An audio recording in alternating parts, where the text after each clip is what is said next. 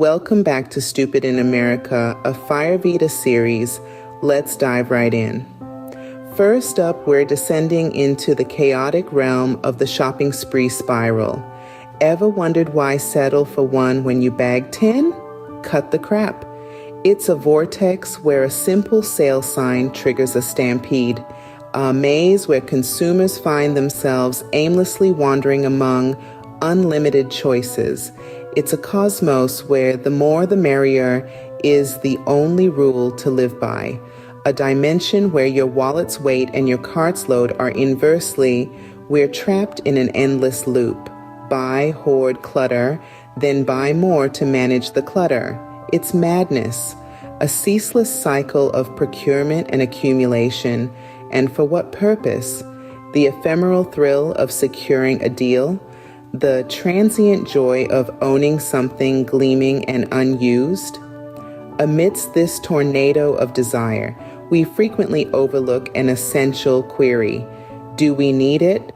We're too engrossed in the can we get our hands on it that we ignore the should we even possess it? It's absolute nonsense. This is where the ancient philosophy of Ayurveda provides a breath of fresh air. It presents the concept of samtosha, or contentment. It emphasizes finding fulfillment with what we already have, rather than running after what we don't. It preaches the idea that the secret to happiness doesn't lie in the next big expenditure, but in valuing what we already own. It's an easy yet profound concept, because the moment we incorporate samtosha into our lives, we liberate from the shopping spree spiral. We begin to distinguish between our desires and our necessities. We start to recognize the charm in minimalism, the sophistication in simplicity, and the prosperity in contentment. Hence, the next time you find yourself getting swept away in a shopping spree, remember, real joy lies not in piling up your cart, but in enriching your heart. Genuine wealth is not in material possessions, it's in tranquility and satisfaction. End this madness. Next up, the Feast of Folly, a culinary journey where the portions are as big as our denial about their effects on our health. It's the age of supersized meals where our plates are laden with more food than we need and our bodies bear the brunt of this excess. It's a buffet of regret, served up hot and fresh every day. In this Feast of Folly, we've got burgers that could feed a family of 4, pizzas the size of car tires, and milkshakes that are more like mini ice cream mountains. Don't forget the all-you-can-eat buffets where the goal seems to be to eat your own weight in food. But here's the kicker. While we're busy stuffing ourselves silly, our bodies are crying out for real nutrition, for fresh fruits and vegetables, for lean proteins and healthy fats. But those cries often get drowned out in the noise of overconsumption. So what's the solution? It's simpler than you might think. It's not about dieting or deprivation. It's about balance and moderation. It's about mitahara, a concept from Ayurveda, the ancient Indian science of life. Mitahara translates to moderate diet. It's not just about what you eat, but how much you eat, and even when you eat. Imagine a plate, not piled high with food, but carefully balanced. A little protein, a little carbohydrate, lots of fresh vegetables. A meal that fills you up, but doesn't leave you feeling stuffed or sluggish. A meal that nourishes not just your body, but also your soul. This is the essence of mitahara. It's about eating for health and happiness, not just for the sake of eating. It's about treating food as fuel, not just as a source of pleasure. It's about respecting your body and its needs, not just satisfying your taste buds. So next time you're about to dive into a feast of folly, take a moment.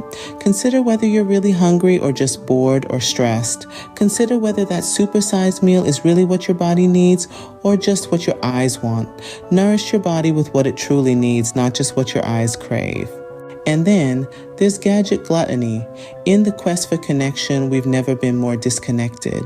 In this digital age, we've become slaves to our screens. From the moment we wake until we close our eyes at night, we're bombarded by a ceaseless stream of notifications, updates, and alerts.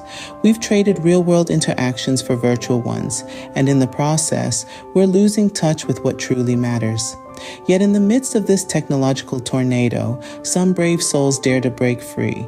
They choose to unplug, to step away from their screens and immerse themselves in the world around them. They trade the flicker of the screen for the rustle of leaves, the ping of a notification for the song of a bird. They're reconnecting with nature, with each other, and most importantly, with themselves. This, friends, is the essence of brahmacharya, a concept from the ancient wisdom of Ayurveda. It teaches us the wise use of our energy.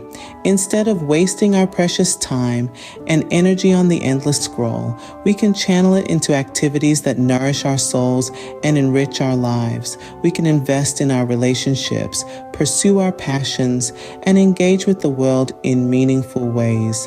Imagine a day without screens, a day where you're not a slave to your devices, but the master of your time, a day where you can hear your thoughts, feel your emotions, and truly connect with the world around you. This is the power of brahmacharya. This is the gift of unplugging. So the next time you reach for your phone, take a moment. Ask yourself, is this the best use of my energy? Could I be doing something more fulfilling, more nourishing, more real? Remember, every moment spent online is a moment lost in the real world. As we wrap up this segment, let's take a moment to reflect.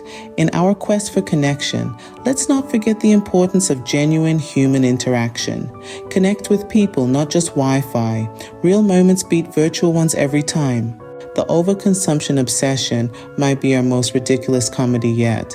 But here's the twist. The path to happiness isn't lined with more stuff, but with more meaning. We've laughed at the absurdity of the shopping spree spiral, the feast of folly, and gadget gluttony. But now let's take a moment to reflect on the real punchline, that our pursuit for more often leaves us with less peace, less satisfaction, less connection. Ayurveda, an ancient wisdom, offers a different path. It's not about stripping away all material possessions or denying ourselves the pleasures of life. It's about finding balance. It's about recognizing that our worth isn't defined by the number of gadgets we own, the size of our meals, or the endless stream of items in our shopping carts. It's about understanding that more often than not, less really is more. So how do we break free from the shackles of overconsumption? How do we find contentment in a world that constantly tells us we need more? It starts with us. It starts with recognizing the beauty and simplicity. It starts with appreciating what we have rather than longing for what we don't. It starts with making the conscious decision to value experiences over possessions, relationships over status, and purpose over profit. Remember samtosha, the practice of finding contentment with what we have. Remember mitahara, moderation in diet, nourishing our bodies with what they truly need. And remember brahmacharya, the wise use of energy, choosing to connect with people and the world around us, not just our Wi-Fi. Now is a good time to ask yourself, what does a fulfilled life look like to you? Is it filled with stuff or is it filled with meaning? Only you can answer that question. But whatever your answer, know this. A fulfilled life isn't a destination, it's a journey. It's not a place you arrive at, but a way of traveling. If you're ready to embark on this journey, if you're ready to laugh at our collective obsessions and maybe make a change, then we invite you to join us. Hit that like button if this video resonated with you. Share your own journey towards simplicity in the comments. We'd love to hear your stories, your struggles, your victories. We're all in this together, after all. And let's spread the word. Share this video with your friends, your family, anyone who might benefit from a little nudge towards simplicity. The more people we can inspire to break free from the overconsumption obsession, the better. And finally, if you haven't yet, subscribe to Stupid in America. We've got plenty more deep dives into the absurdities of our society, all served with a healthy dose of humor. Plus, you'll be the first to know when we release our next video, so there you have it, our take on the overconsumption obsession. It's been a wild ride, but remember, the journey is just beginning. As we close this chapter, let's open a new one where we value quality over quantity, experiences over possessions, and meaning over material. Transform today, thrive tomorrow. Embrace your Veda voyage.